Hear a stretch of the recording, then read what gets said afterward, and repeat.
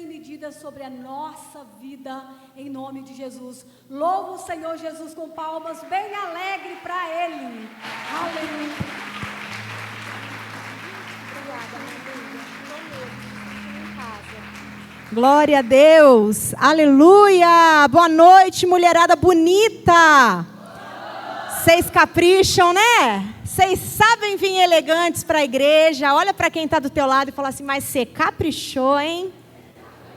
Fala, dessa vez você se superou. Boa noite, queridas. Paz seja convosco. Que haja paz na sua casa. Que haja paz com a sua família. Que haja paz em toda e qualquer área da sua vida, em nome de Jesus. Amém? Se assenta aí no seu lugar.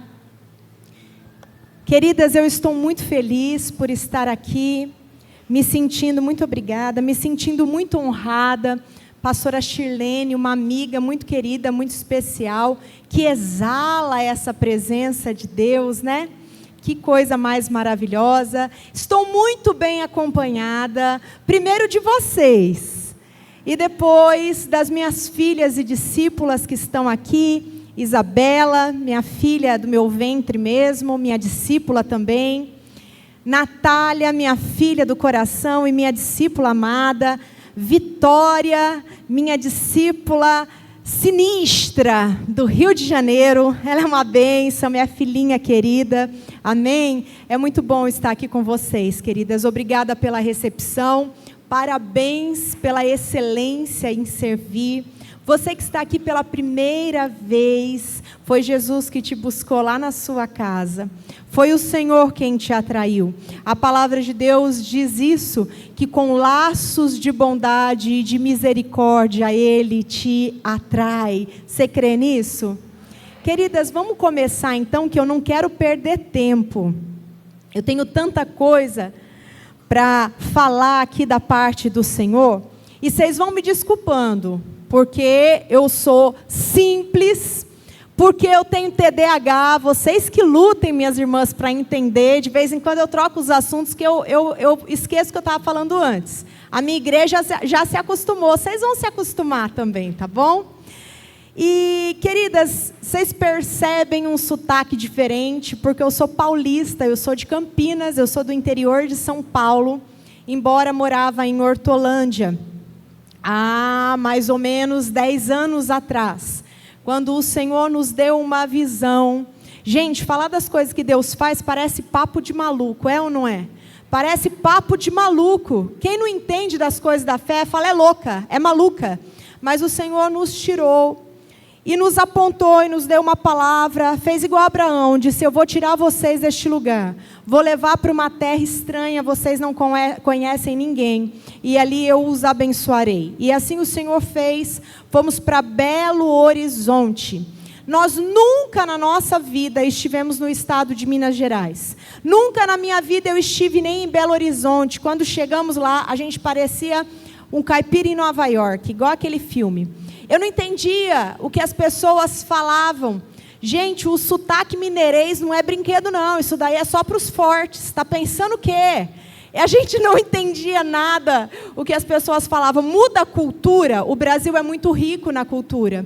Então, são pequenos paisezinhos, né, dividido em estados, muda tudo. E aí, então, o Senhor nos levou para Belo Horizonte, ali ficamos por um tempo, o Senhor nos abençoou, nos prosperou. Isso daí é parte do meu testemunho, tá? Vou ter que mudar de assunto, olha o TDAH aí, batendo forte. Calma, eu vou contar no final, tá bom? Guarda aí que depois a gente dá final para isso, tá? Vamos começar então com a palavra de Deus. Eu quero ler um texto que está em João 11, nós vamos ler do 1 ao 7. Os irmãos da mídia, me ajudem, nós vamos ficar em João 11 por um bom tempo, que essa é a palavra que o Senhor revelou ao meu coração.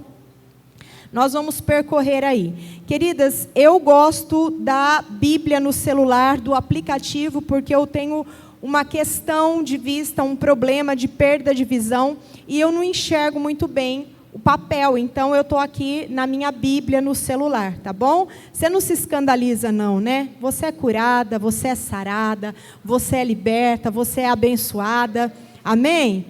Você não é chata não, né? Gente, eu não tenho paciência com crente chato, vocês têm? Meu Deus do céu, tudo reclama, tudo escandaliza.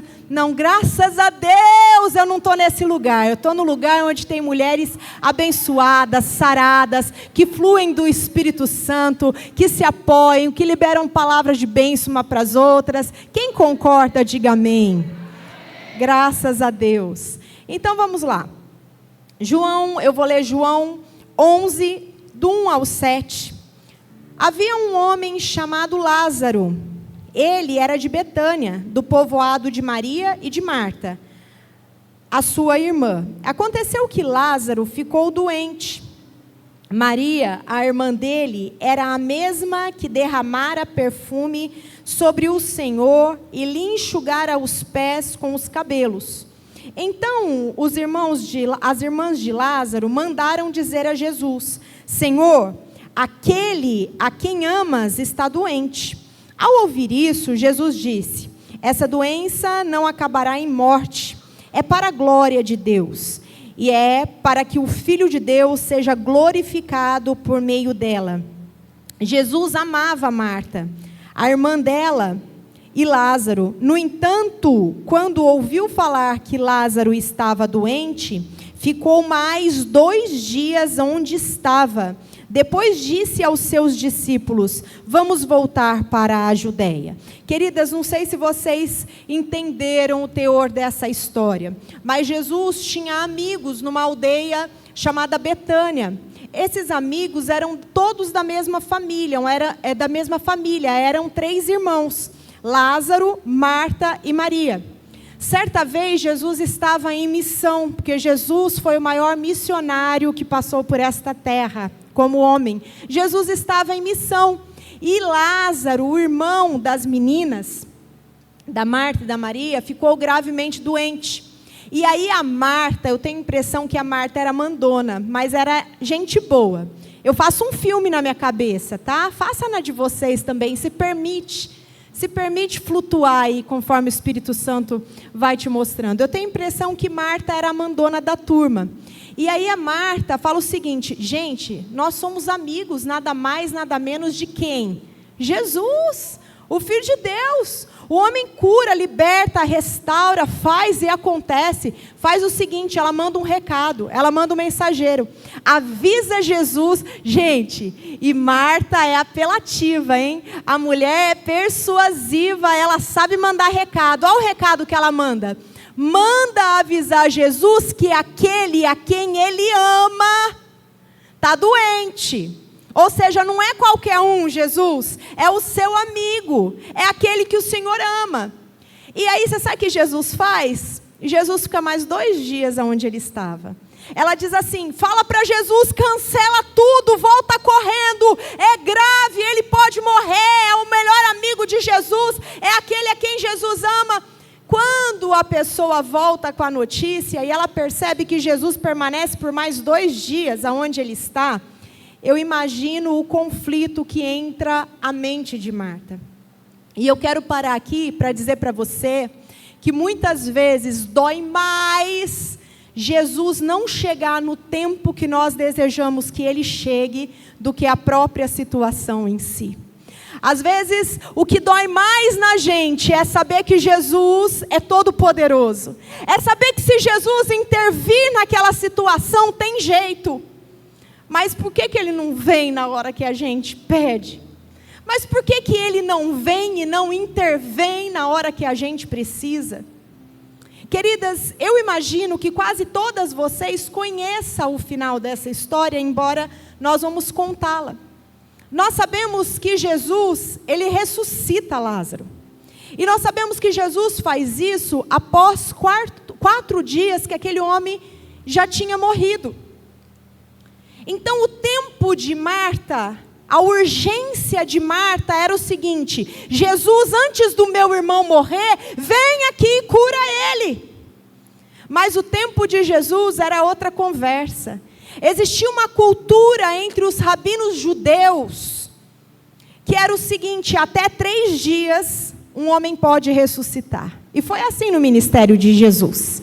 Aconteceu desta forma também no milagre de Elias. Até 3 dias a cultura dos rabinos judeus dizia: até 3 dias um homem pode ressuscitar.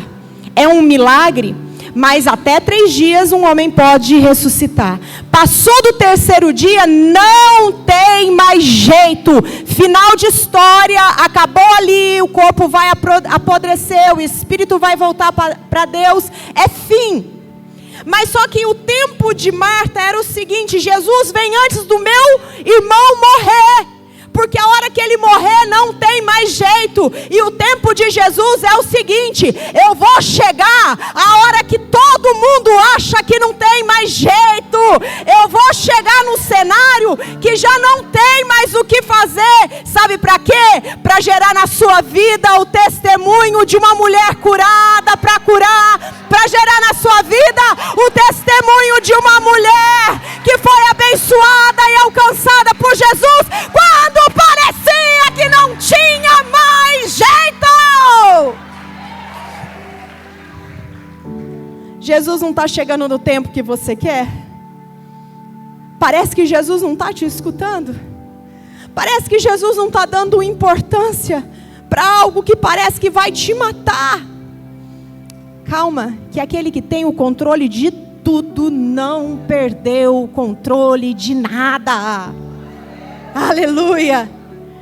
Vamos continuar. João 11, eu vou ler agora do 11 ao 13. E diz assim: depois de dizer isso, prosseguiu dizendo-lhes: nosso amigo Lázaro adormeceu, mas vou até lá para acordá-lo. Jesus não perde o controle de nada, não. Jesus está dizendo: o homem está morto, eu sei que ele está morto. Eu estou indo lá para acordá-lo. Uma palavra de Jesus ressuscita mortos. Uma palavra de Jesus muda a sua situação. Uma palavra de Jesus vira uma chave na sua vida, que você achou que a porta estava trancada para sempre, mas uma palavra de Jesus é capaz de fazer aquilo que ninguém imagina que pode acontecer. Os seus discípulos responderam: Senhor, se ele dorme, vai melhorar. Gente, os discípulos, não. Jesus está falando assim, ó: Lázaro morreu, eu estou indo lá para ressuscitar ele. Mas a gente é igualzinho os discípulos, gente. Diante da profundidade, do poder, diante daquilo que Jesus faz e como ele opera, a gente é tudo também, a gente não entende não.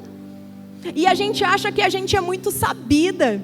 A gente acha que a gente domina, a gente acha que a gente é dona da razão. Jesus está lá na frente, ó. Jesus está lá no seu futuro, aonde você já foi curada. Jesus está lá no seu futuro, aonde essa solução que você precisa na sua vida já chegou.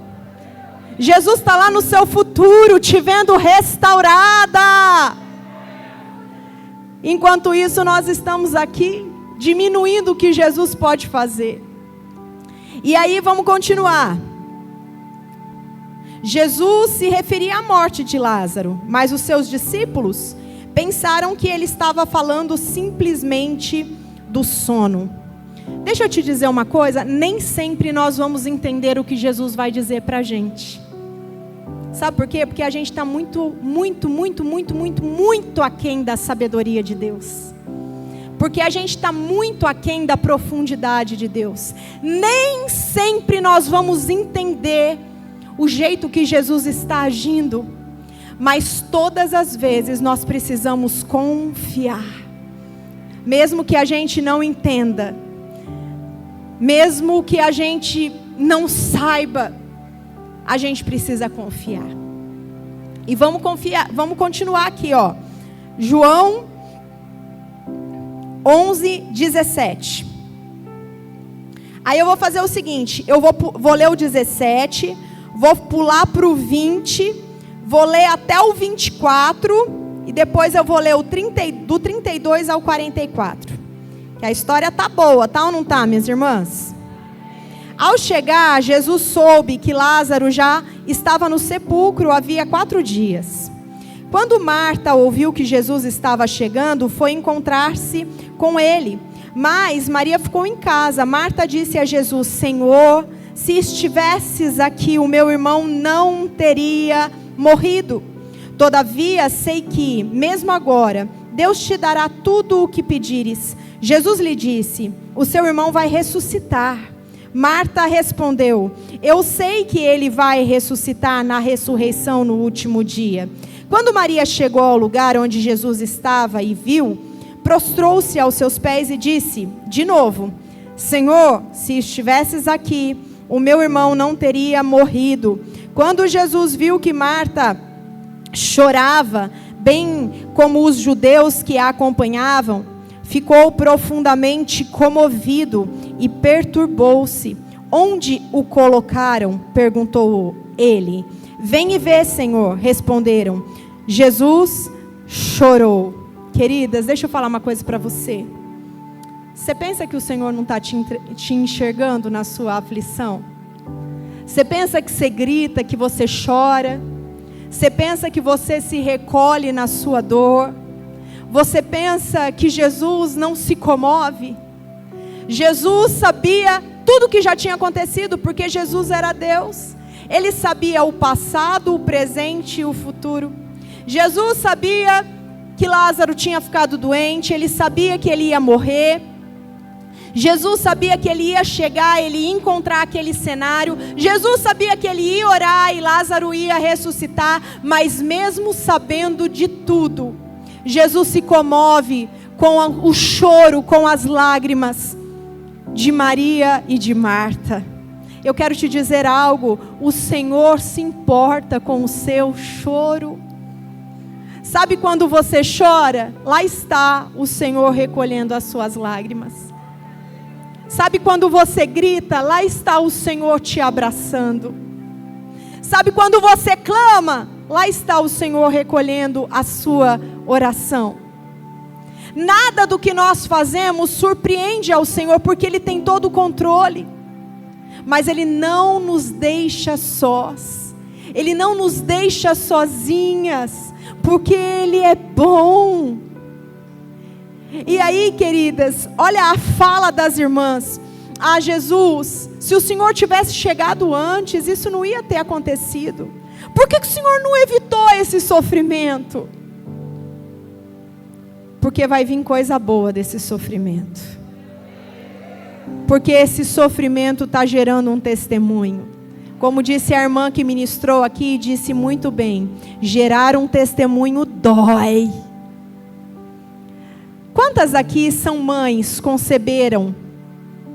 Levanta sua mão. Eu não sei qual foi o tipo de parto que você teve. Os meus dois, eu tenho a Isabela de 22 anos, eu tenho um rapaz de 18 anos, os meus 2 filhos foi cesárea. Cesárea pode não doer na hora, mas depois dói muito e é muito desconfortável. Eu sei que tem irmãs que tiveram parto normal, outras por fórceps. Gente, naquele momento em que nós estamos dando a luz ao amor da nossa vida, se a gente pudesse, a gente dizia: para tudo, para tudo, para tudo, não quero mais, cancela esse evento agora. Cancela tudo, não quero mais saber de filho, não quero saber mais de nada. Porque a dor nos entorpece. A dor, ela nos paralisa. A dor nos faz voltar atrás. Mas uma vez que uma mulher entra em trabalho de parto, quando é chegada a hora de conceber um filho, não tem o que faça segurar essa criança. Ela vai sofrer, ela vai chorar, mas depois ela vai segurar o milagre. Ah, meu Deus, e que amor, e que amor. E se ela tiver que passar por aquilo 10 vezes para segurar aquele milagre, ela diz: estou pronta, eu vou, tá bom. Gerar um testemunho dói. Pastora, mas eu ainda não me sinto essa pessoa. Eu já estou sofrendo há tanto tempo. Eu estou presa nessa dor há tanto tempo que eu estou achando que eu vou morrer nela. Jesus é especialista em ressuscitar aquele que morre também. De um jeito ou de outro, o Senhor vai te alcançar. de um jeito ou de outro, o Senhor vai gerar testemunho na sua vida. De um jeito ou de outro, um grito de glória a Deus vai sair de dentro da sua alma. Vou continuar aqui, minhas irmãs. Então os judeus disseram: veja como ele o amava. Alguns, porém, disseram: ele que abriu os olhos do cego não poderia ter impedido que este homem morresse? Olha o conceito, a analogia das pessoas diante de um plano tão maravilhoso, tão mais grandioso de Jesus na nossa vida. A gente tem a tendência, a nossa natureza humana faz isso. A gente fala só daquilo que a gente pode ver. A gente fala só daquilo que a gente pode tocar. Mas Jesus, como eu disse antes, Ele está muito tempo na nossa frente. E aí então vamos continuar. Jesus, outra vez, profundamente comovido, foi até o sepulcro. Não é porque Jesus não estava comovido porque Ele foi pego de surpresa. Jesus estava comovido porque Ele amava aquelas pessoas. E quando nós amamos alguém, o sofrimento dessa pessoa nos traz dor. Jesus não vai se surpreender com o que você está passando, com o que você sente. Mas o seu sofrimento comove o coração do Senhor, porque Ele se importa com você.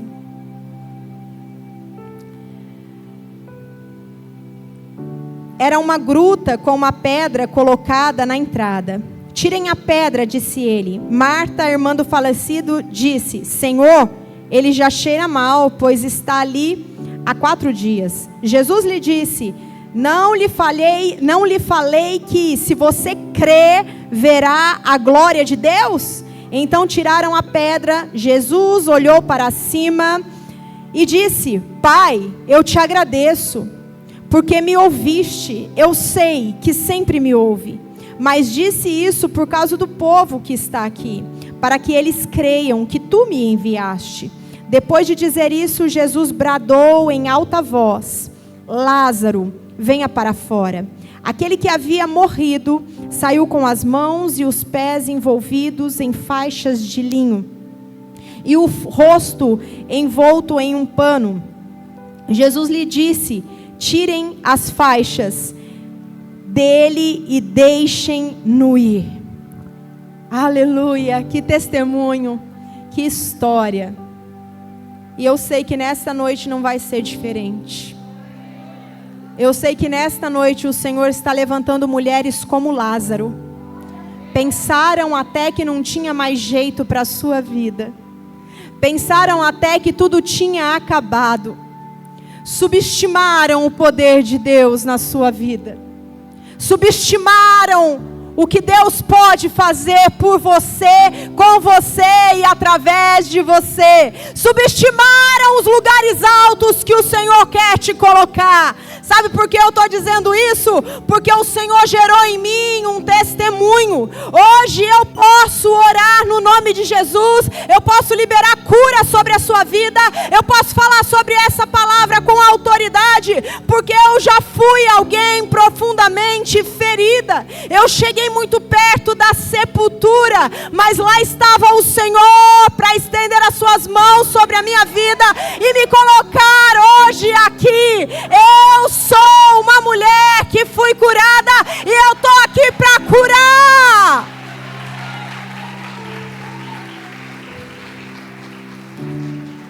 Queridas, no ano em meados de 2010 mais ou menos, nós morávamos na cidade de Hortolândia, região metropolitana de Campinas. Uma cidade pequena de mais ou menos uns 210 mil habitantes, mas cidade de interior. E nós tínhamos uma empresa no ramo da construção civil. Nós tínhamos mais ou menos 20 funcionários. E teve um momento em que o negócio começou a ir de mal a pior. E as coisas foram piorando, até que nós falimos. E quando nós falimos, o desespero foi muito grande, porque as dívidas eram enormes, parecia que não ia ter mais jeito. A minha oração era como de Marta: Jesus, cancela tudo, cancela qualquer coisa e vem logo, porque senão eu vou morrer. E minhas irmãs, aquela falência acarretou para mim muita humilhação. Eu fui tão humilhada. Eu fui ameaçada de morte várias vezes por fornecedores. Eu fui ameaçada pelos funcionários. Eu era sozinha naquela empresa que grande parte era homem, ou melhor, a maior parte era de homens. E eu estava sendo pressionada de todos os lados. Eram instituições, eram factories, eram bancos, eram agiotas, eram fornecedores, todos os tipos de credores tinha ali para poder escolher. E eu estava sendo pressionada. Por fim, até o que eu não tinha me foi tirado. E aí então nós saímos da nossa casa, eu tinha as crianças pequenas, nós saímos da nossa casa e fomos morar de favor, no fundo da casa da minha sogra. Que uma mulher boa, eu louvo a Deus pela vida dela. Eu a amei, a amo, ela está com o pai. Mas uma mulher que não era fácil. Eu, quando casei, já tinha ido morar naquela mesma casinha. E quando eu consegui sair de lá, eu disse: obrigada, Jesus, nunca mais eu volto para esse lugar. Ah, só Deus sabia o que ia acontecer comigo. Eu morava numa casa muito boa, numa casa de uma estrutura sensacional, de 2 andares. Eu tinha uma frota de carro. Eu perdi tudo. Eu perdi tudo. E as dívidas imensas. Nós saímos dessa casa e fomos morar de favor em 2 cômodos, num quarto e cozinha. Eu dormia no chão para os meus filhos dormirem na cama, porque eu tinha medo que inseto e ratos passassem sobre eles. No portão, de vez em quando, alguém batia. E lá vinha toda a humilhação dos credores e também da minha sogra, que dizia: vocês não têm juízo, o que vocês foram fazer? Queridos, tudo isso, essa pressão tão grande sobre a minha vida, eu não aguentei. Você sabe por quê? Porque eu aprendi no meio dessa dor, inclusive, com uma enfermeira, que nós temos limite para a dor. Tanto o nosso corpo físico quanto a nossa alma. Quando nós excedemos o limite, o corpo vai desligar, vai desmaiar, vai morrer. E da alma do mesmo jeito. Sabe o que aconteceu comigo? Eu fiquei doente. Um belo dia, eu dirigindo numa rodovia, indo até outra cidade, para encontrar advogados, consultores, credores e tudo mais, todos os ores. Eu estava dirigindo, eu estava na estrada e me deu um surto. Na verdade, ali culminou um surto. Porque há muito tempo o meu corpo já dava sinais dizendo: para que você não está aguentando essa pressão. Para que você não consegue mais ir. Muitas vezes eu que andava sozinha, porque eu tinha as pessoas que faziam parte da logística, da produção, e eu cuidava de tudo da parte do financeiro e do administrativo. Então eu ia aos bancos sozinha, eu ia às reuniões sozinha, eu tentava levantar recursos sozinha. E aí uma vez, eu dirigindo, deu um branco. E aí eu pensei: meu Deus, aonde estou? Eu comecei a andar por um lugar e eu falava: o que é isso? Onde está? Eu parei num posto de gasolina. E eu disse: você fala para mim o nome dessa rua? A pessoa falou, eu falei: mas de qual cidade? Falou: aqui é Americana. Minhas irmãs, o meu corpo começou a dar sinais. Eu tive o que os médicos chamam de ausência. A minha cabeça não suportava tanta pressão. Pesava tanto que em alguns momentos entrava em curto e ela desligava. E quando ela desligava, eu continuava consciente, com os reflexos, com os sinais vitais conscientes. Ela ia para outro lugar e eu continuava ali. Olha do que o Senhor me livrou da morte muitas vezes. Eu pensava, como é que eu cheguei aqui? Como é que eu volto? E por que eu vim aqui? Então o meu corpo começou a dar esses sinais. À noite, quando eu dormia, eu tinha as piores alucinações. Eu tinha sonambulismo e eu não conseguia dormir a noite inteira. Eu andava pela casa, eu chorava, eu ia e vinha, porque eu estava debaixo de uma pressão tão grande. Só que nós somos seres triunos. Nós temos a assinatura do nosso Deus, que também é trino, Pai, Filho e Espírito Santo. E nós somos um espírito, temos uma alma e moramos num corpo. É tudo interligado. Quando uma coisa dá problema, provavelmente a outra vai dar também. E eu comecei a ficar muito doente. E comecei a ter algumas oscilações de pensamento. Comecei a me tornar uma pessoa que eu não era. Queridas, o Senhor me criou assim, para ser feliz. Você vai me ver sorrindo no meu pior momento e no meu melhor momento. Porque Jesus me fez assim, eu sou essa pessoa. Mas eu fui me recolhendo dentro de uma tristeza tão grande, de uma dor tão grande. Eu olhava e pensava, por que Jesus não interfere? Por que o Senhor não chega agora, Jesus? E eu fui me distanciando do Senhor, porque como eu disse para você, às vezes a dor de Jesus não chegar na hora que nós queremos, que nós precisamos, é maior do que a própria dor das circunstâncias, porque você pensa assim, eu estou sozinha nessa. Se Deus que é Deus e pode fazer isso não faz, ixi, que vai ser de mim? E aí, queridas, tudo isso começou a acontecer comigo.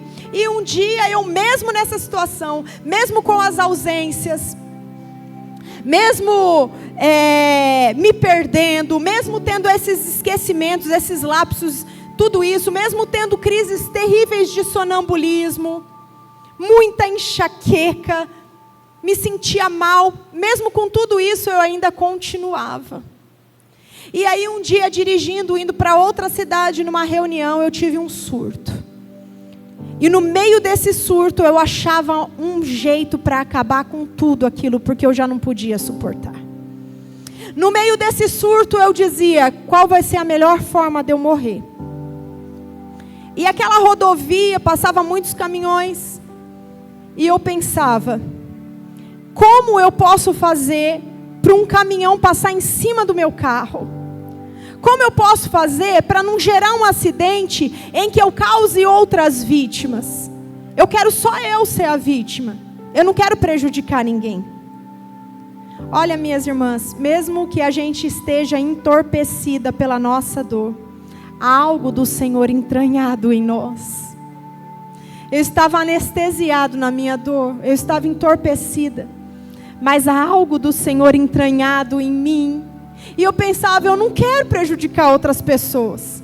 Por fim, minhas irmãs, minha mãe tinha ficado viúva, ela tinha se casado de novo, e ela foi morar em outra cidade, diferente da que eu morava. Eu não sei como, eu fui parar na porta da casa dela.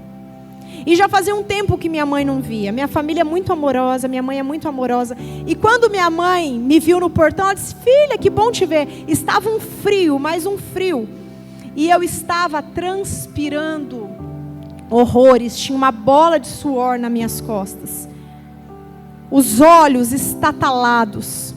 E quando minha mãe viu aquilo, ela disse, filha, está tudo bem? E eu entrei para a casa dela muito rápido e me escondi debaixo da cama. E eu disse, faz alguma coisa, me esconde agora. Rápido, some comigo. É claro que eu não sabia o que eu estava falando, aquilo lá era grito da minha alma.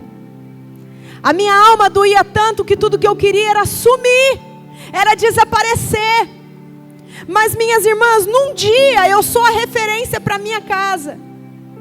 Porque quando o Senhor me achou, quando Ele me alcançou, eu era das mais improváveis. E o Senhor transformou a minha vida. E através da minha transformação, outras pessoas foram transformadas também. Eu era uma referência de fé para minha casa, para minha família. Eu era uma pastora. Só que naquela situação, o título não me enaltecia, ele só pesava. Porque vinha tanta culpa sobre mim. Eu dizia, meu Deus, eu sou uma fraude. Eu sou uma mentira, eu sou um engano. Eu permiti que a situação, os credores revoltados, quando eles me ofendiam e diziam coisas ao meu respeito, eu permiti que o que diziam sobre mim tornasse a minha realidade. E deixa eu falar uma coisa para você, a sua realidade, ela é imutável, porque o Senhor te fez com uma identidade. A sua identidade é imutável, ela está no Senhor. Você foi criada de propósito e para um propósito. Ainda que te digam situações, ainda que você esteja no lugar de muita dor, isso não é quem você é. Você é filha amada do Senhor. Você nasceu para vencer. Você nasceu para ser feliz. Você nasceu para ser uma bênção. Você nasceu para curar outras pessoas. Queridas, eu sentia tanta vergonha de quem eu era, porque eu acolhi aquela identidade. Eu comecei a acreditar, eu não valho nada. Eu comecei a acreditar, eu prejudiquei tanta gente. E eu coloquei na minha cabeça, não tem mais jeito para mim, eu tenho que morrer. Não tem mais jeito. Agora é só a morte. E eu vou ter que dar um jeito de fazer isso. Queridas, eu perdi completamente as minhas referências. Não foi o Senhor quem me excluiu. Foi eu, naquele momento de dor, quem excluí Ele da minha vida. Não faz isso não. Talvez você está passando por um momento de tanta dor, de tanto medo, de tanto desespero. Eu quero te dizer, não exclua Jesus da sua vida. Porque se tem alguém que pode te arrancar desse lugar, é Ele. Eu acho que no fundo do meu coração eu estava magoada com Jesus. Eu acho que no fundo do meu coração eu estava igual Maria e Marta, quando Jesus chegou naquele velório. Elas poderiam ter se atirado aos pés dele, ter beijado ele, ter dito, Jesus, o Senhor está aqui. Mas elas estavam tomadas de tanta dor, que elas diziam assim, Jesus, agora que o Senhor foi chegar? Se o Senhor tivesse vindo antes, está vendo só? Se o Senhor tivesse socorrido antes, isso não teria acontecido. Eu acho que foi isso que eu fiz. A dor de Jesus não ter chegado na hora que eu queria que Ele chegasse, me fez excluí-lo da minha vida. E daí nada mais fazia sentido para mim. Eu tinha 2 filhos pequenos, mas eu pensava, eu não quero ser mãe deles. Eles não merecem ter uma mãe como eu. Eu me via de uma forma tão ruim, tão terrível. Culpa pesava sobre os meus ombros, vergonha pesava sobre os meus ombros, fracasso pesavam sobre os meus ombros, e uma doença chamada depressão pesava sobre os meus ombros. E quando eu cheguei na minha mãe, eu me escondi debaixo da cama, e eu dizia, rápido, me tira daqui, rápido. E ela falava, mas você quer viajar para onde? Minha mãe estava igual os discípulos. Eu lá numa crise, num surto psicótico, minha mãe, panguando, judiação. E aí eu dizia, gritava, e minha mãe começou a dizer assim, filha, você está me assustando. Porque a Vanessa que minha mãe conhecia, era uma mulher que era uma referência para a família. A Vanessa que minha mãe conhecia, era uma mulher que se apaixonou por Jesus, entregou a sua vida a Jesus e arrastou uma multidão para o Senhor. Era uma boa mãe, era uma boa esposa, era uma mulher honesta, que embora não tivesse dado certo no que se propôs a fazer, mas era alguém idônea. Essa era a Vanessa que minha mãe conhecia. Ela não conhecia aquela mulher que estava em surto. Eu gritava, falava coisas desconexas. E minha mãe, tadinha, começou a chorar e disse, filha, mas você está me assustando muito, agora eu não sei o que fazer, judiação. E nisso o meu telefone na bolsa tocava muito. Ela atendeu o meu telefone e era uma consultora que me ajudava na minha empresa. E ela tinha feito amizade comigo e minha mãe disse assim, Marinês, Você pode vir na minha casa, eu vou te dar um endereço. Eu acho que minha filha ficou louca. Aí a Maria Inês dizia, mas está todo mundo aqui esperando. Ela falou, não, você não está entendendo. A minha filha está debaixo da cama. Ela está gritando, ela parece um bicho. Ela não fala coisas com sentido, eu não sei o que fazer. Eu já tentei ligar para o marido, eu já tentei ligar para os outros sócios, ninguém atende. E essa mulher disse, tá bom, eu estou indo aí. Aí foi até a casa da minha mãe. E eu não falava coisa com coisa.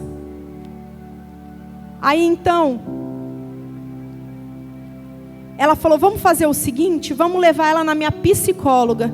Pobre psicóloga aquele dia, que teve a infelicidade de eu cruzar o caminho dela. Aí a psicóloga falou, não, pelo amor de Deus, tira essa moça da minha frente, ela está em surto. Ela vai cometer suicídio sem nem saber o que está fazendo. E aí então, as pessoas foram embora, porque ninguém sabia o que fazer numa situação dessa. Essa situação é assustadora, minhas irmãs. E aí meu marido também perdido demais, o outro rapaz que era um sócio perdido demais. Minha mãe disse, já sei, vou levá-la a um psicólogo. Vou levar a um psicólogo que a pastora fulana de tal, amiga dela, me indicou um dia. Esse homem, nunca vou esquecer o nome dele. Ronald Scott Bruno, da cidade de Campinas. Ele é um homem cristão, ele é um homem de Deus. O Senhor prepara as coisas para a gente, queridas. Mesmo quando a gente acha que está tudo perdido, o Senhor sabe exatamente quem Ele vai colocar na nossa vida. Ele sabe exatamente o momento que Ele vai colocar na nossa vida. E Ele sabe o que essas pessoas farão por nós. Calma, Jesus não perdeu o controle.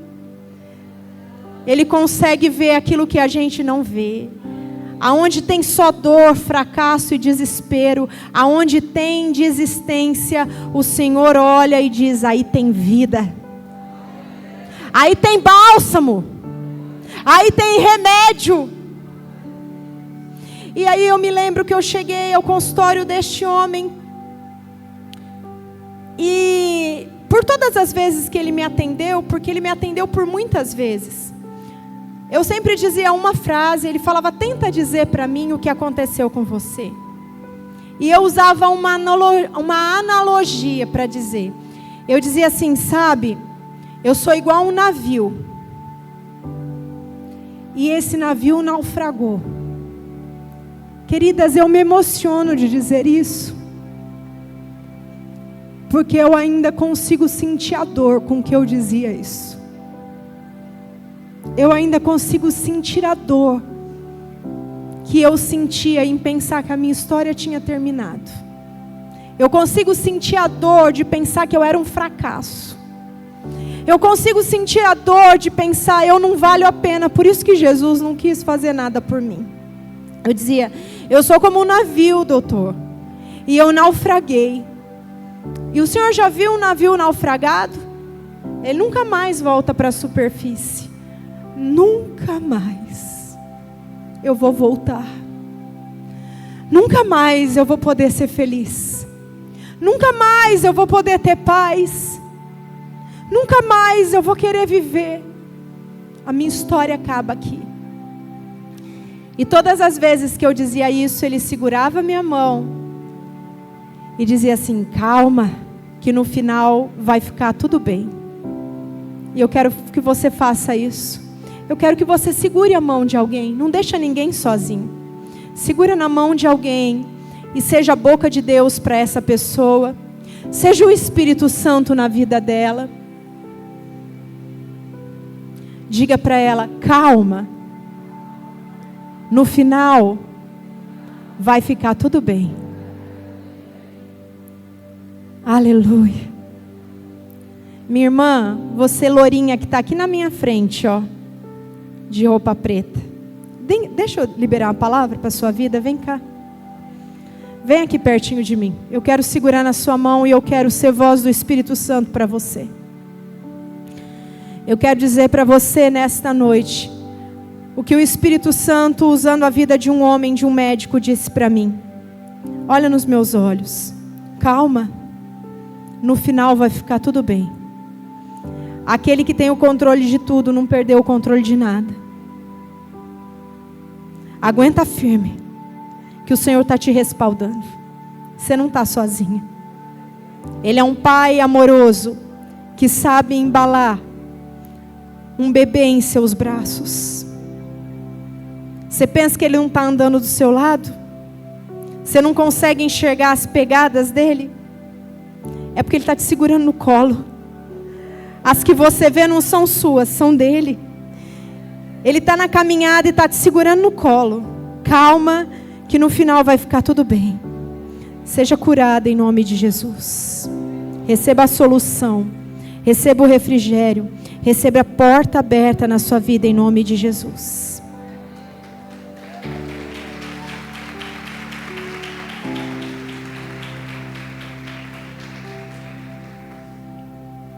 E aí, minhas irmãs, aquele médico disse assim para minha mãe: olha, nós vamos afastar ela.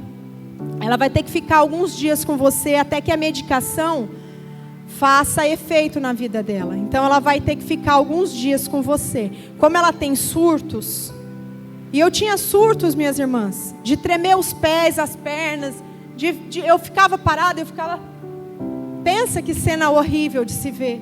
Que impressionante que era isso. E ele dizia: faz o seguinte, tira ela do convívio de todo mundo.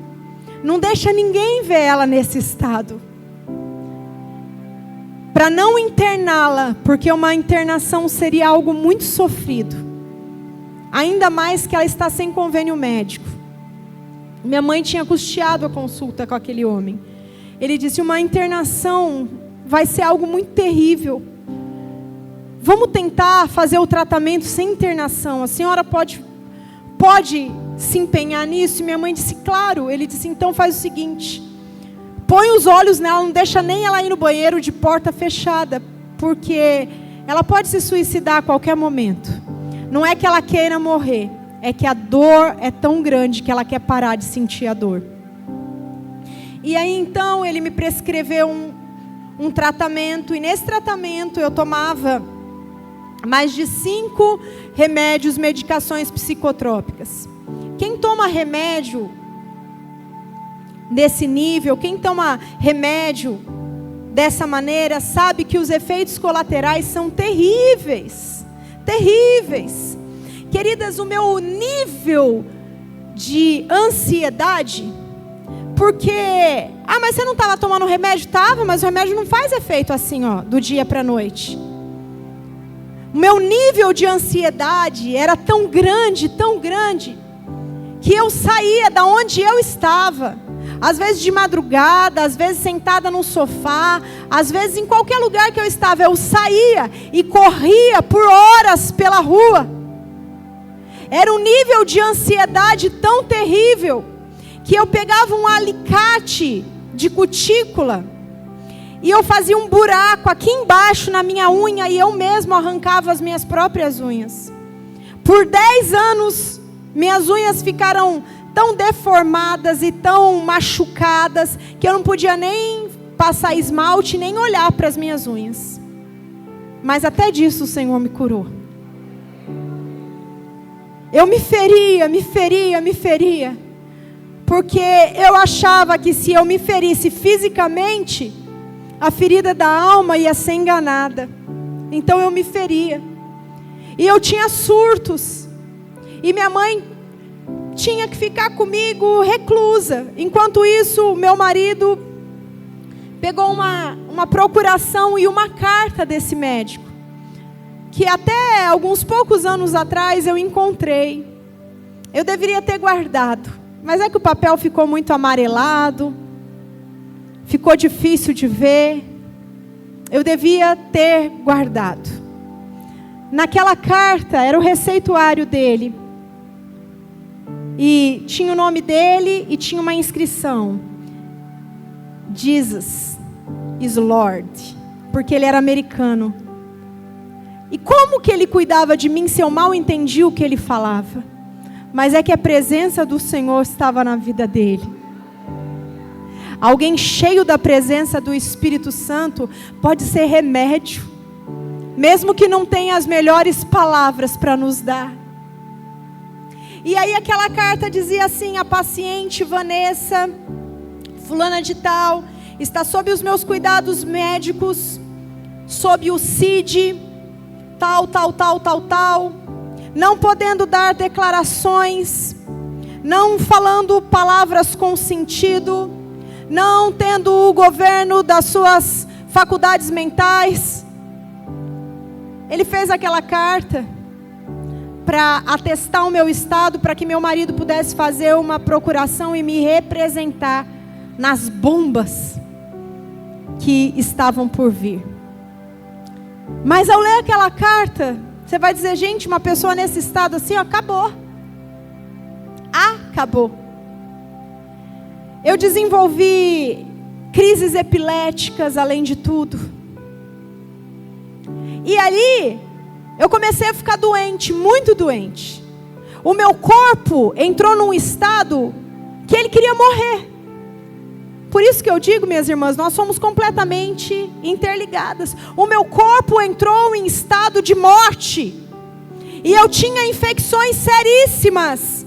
Antibiótico nenhum dava jeito. Uma vez eu tive uma infecção de ouvido.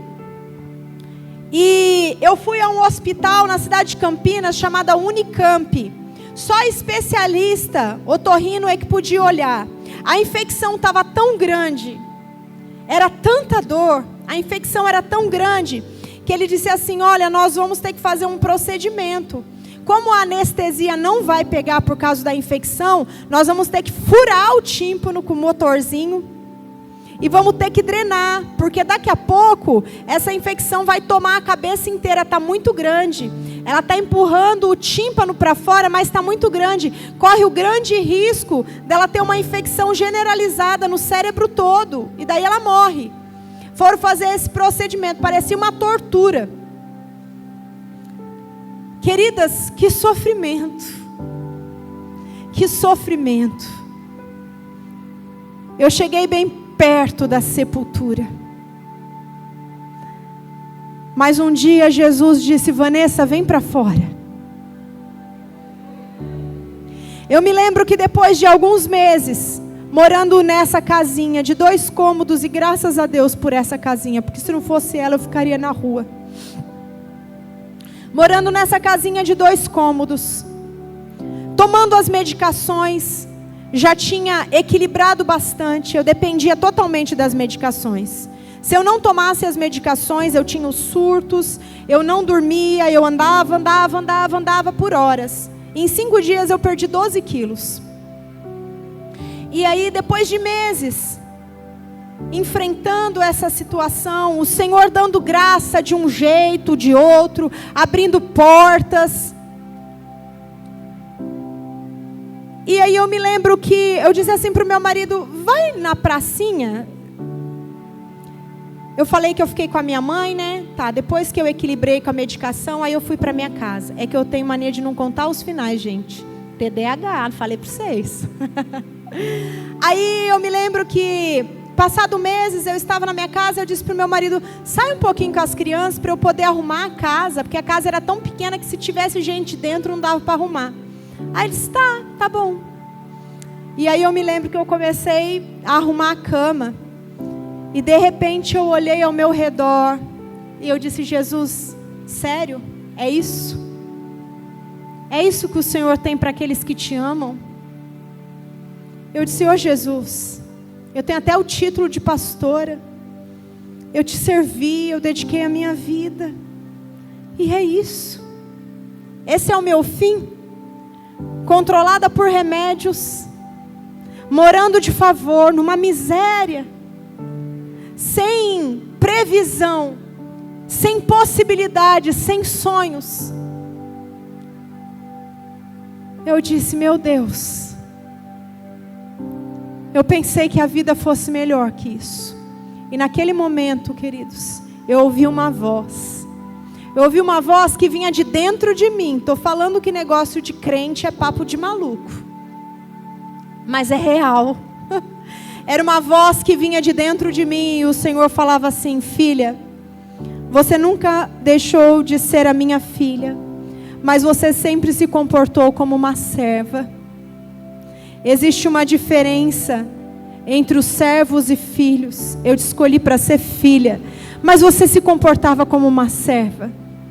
Tudo que você fazia para mim, você fazia para ter recompensa. Você dizia: eu vou ser assim porque Deus vai se alegrar de mim, eu vou ser assim porque Deus vai me dar isso. E Deus me dizia: você é filha, e ser filha basta. Funcionários têm salários e trabalham em troca de salário, que é a recompensa. Mas filhos não têm salários, porque filhos têm herança. E herança é algo que você não merece, mas você recebe, porque um dia alguém maior conquistou e entregou na sua mão. Ele disse: por que você não toma posse da sua herança? Minhas irmãs, eu tive uma experiência naquele quartinho com o Senhor, aonde a realidade aparentemente era a mesma, mas os meus olhos se abriram. Os meus olhos se abriram e eu pude ver o amor de Deus. Os meus olhos se abriram e eu pude ver que o Senhor podia sim me tirar daí. E desse dia em diante a minha vida rapidamente começou a mudar. Eu disse: Senhor, eu estou curada, eu creio. Deus falou para mim: você está curada agora. Eu não recomendo ninguém fazer isso. Eu só fiz porque o Senhor falou e eu escutei. Eu peguei todos os meus remédios, coloquei numa caixa e disse: por favor, leve ao posto de saúde e entregue para doação.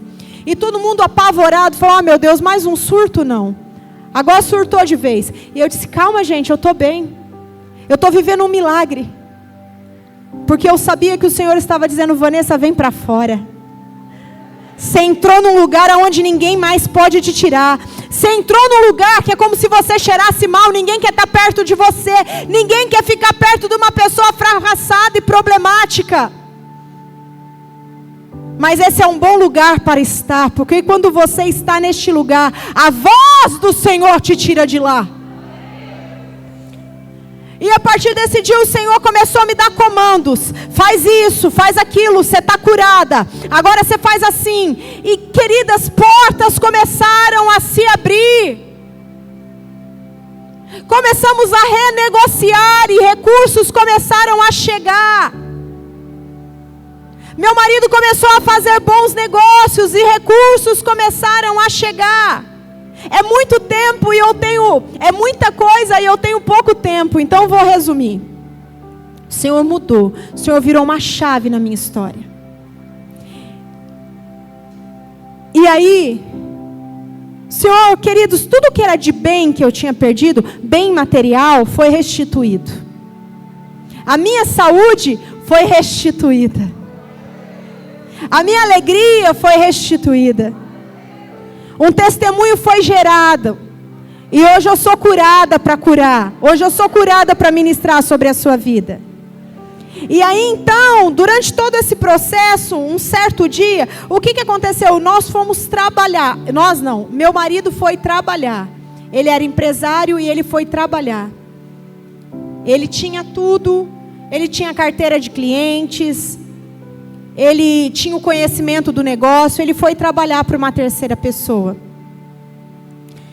E ele foi muito abençoado. E ele abençoou essa pessoa. Só que chegou uma hora que meu marido disse assim: Deus me deu uma ordem e eu vou montar de novo aquele negócio. Queridas, eu tinha tanto pânico, eu tinha tanto medo. Mas um dia, num congresso de mais de 10 mil mulheres, eu recebi uma palavra de Deus. Que Deus me levaria de volta ao lugar da minha dor. Mas dessa vez, para me curar e me fazer próspera. O único galpão na cidade que tinha para alugar, para aquele segmento, era o mesmo onde nós falimos. Ali o Senhor nos restaurou, queridas. Ali o Senhor nos devolveu tudo de volta. Portas de milagres se abriram. E quando nós estávamos no momento mais prósperos da nossa vida, o Senhor nos deu uma ordem, um comando, através da palavra. e dizer assim: agora levanta a tenda de vocês, eu vou levar vocês para uma terra que vocês não conhecem ninguém. Eu não te constituí para ser um empresário, eu te constituí para ser pastor. E aí nós fomos, não posso contar em detalhes, tá, queridas? Mas nós fomos para Belo Horizonte, trabalhar como representante comercial de nutrição esportiva. 2 gordinhos vendendo produto para atleta de fisiculturismo. Aonde é que isso vai dar certo? Foram os 3 meses mais difíceis da nossa vida, que a gente pensava: de novo não. De novo não. Quebrar de novo não. Passar toda essa vergonha de novo não. Não dá. Mas daí o Senhor abriu as portas e as distribuidoras, as lojas começaram a comprar, não pelo produto, que a marca estava queimada na cidade, mas eles começaram a comprar, que eles falaram assim: vocês são tão gente boa, vocês são tão abençoados, vocês são um casal tão bacana que a gente vai dar essa chance para vocês, nós vamos comprar para ajudar. Mas nisso, minhas irmãs, de comprar para ajudar, era muita gente comprando, eram muitas portas se abrindo. E quando o produto que nós representávamos entrava numa loja, se outrora aquela marca estava queimada, agora ele vendia igual água, era inexplicável. Eu me lembro de um lojista das maiores redes de loja dessa área, do mercado central de Belo Horizonte. Ele me perguntou assim: que macumba é essa? Ele disse: não é macumba não, meu filho. Isso daí é o Espírito Santo de Deus. Você está me confundindo, eu sou do outro lado, eu sou da luz. E aonde eu piso, ali tem prosperidade.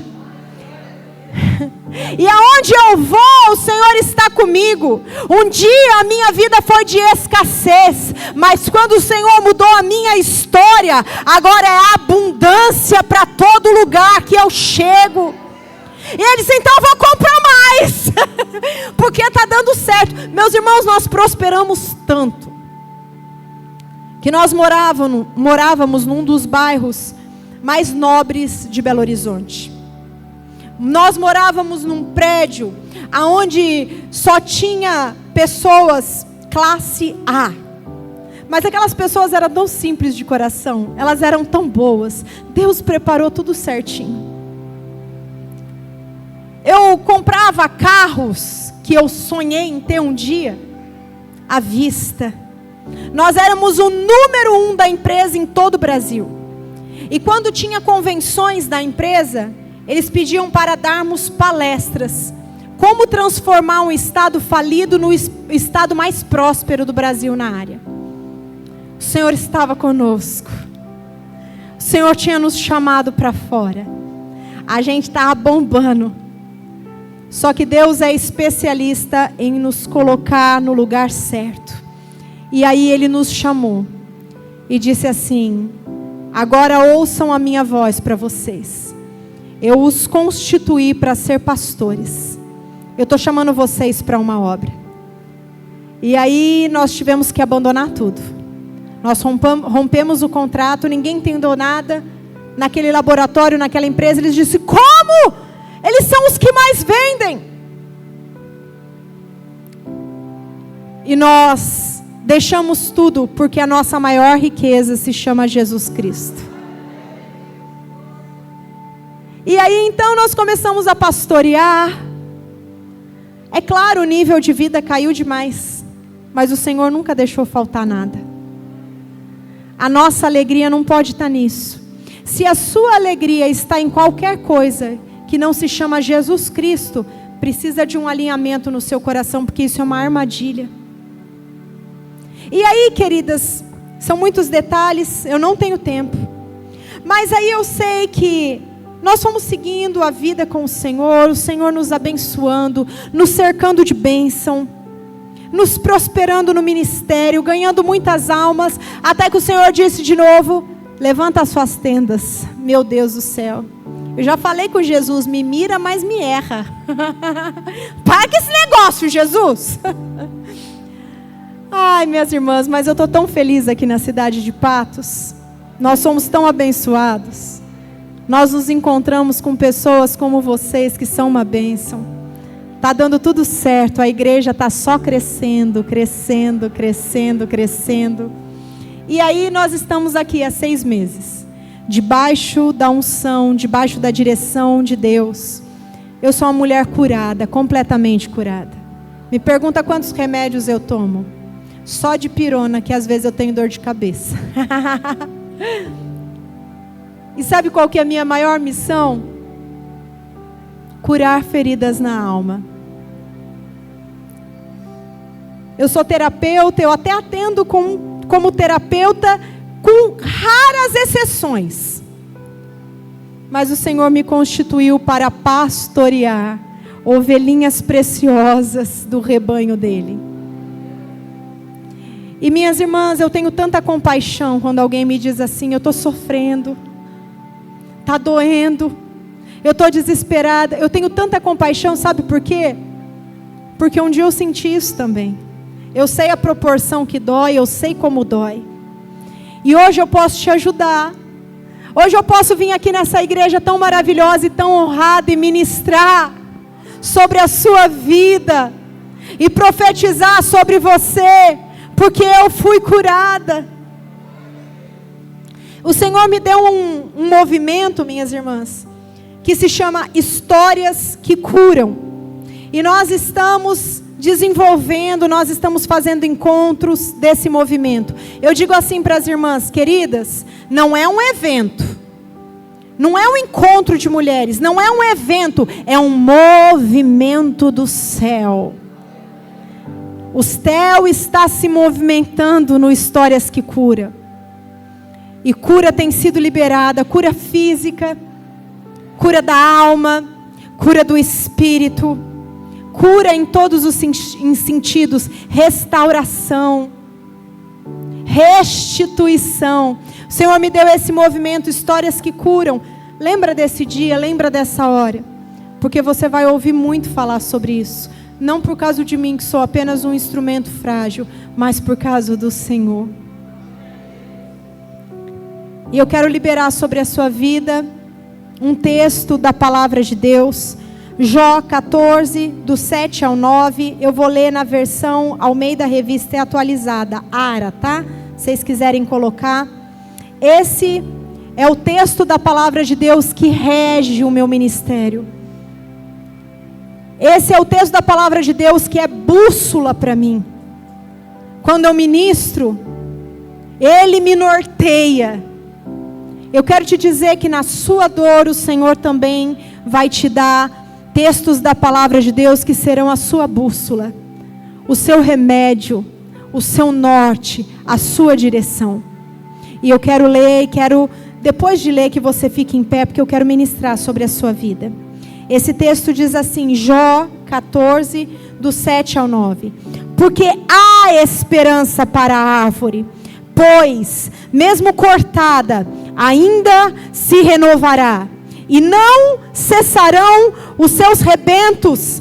Se envelhecer na terra a sua raiz, e no chão morrer o seu tronco, ao cheiro das águas brotará e dará ramos como a planta nova. Levante-se aí no seu lugar. Eu quero profetizar sobre a sua vida, que ainda que você seja uma árvore que pensa estar morta, que foi cortada pelas situações, foi cortada pelas decepções, foi cortada pelas traições, pelo fracasso, pela dor, pela rejeição, pelo abandono, por um diagnóstico. Ainda que você pense ser essa árvore, eu quero te dizer, há esperança para você, há esperança para você.